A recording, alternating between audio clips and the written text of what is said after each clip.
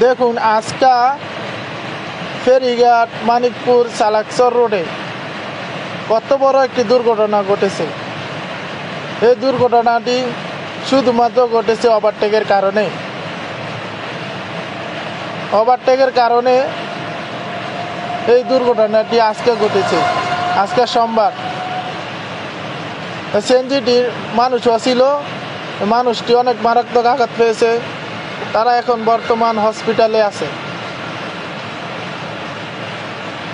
সিএনজিটি অনেক গতিতে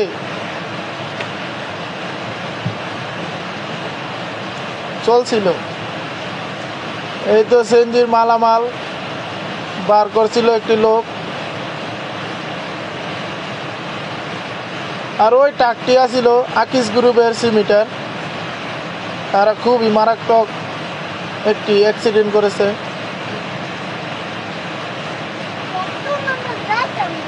এই যে সিএনজির কাগজপত্র, সিএনজির ব্যাটারি, অনেক অনেক ক্ষতি। তারা সবাই এখন হসপিটালে আছে 2,500। আল্লাহ তাআলার কাছে দোয়া করি তারা যেন সুস্থ থাকে।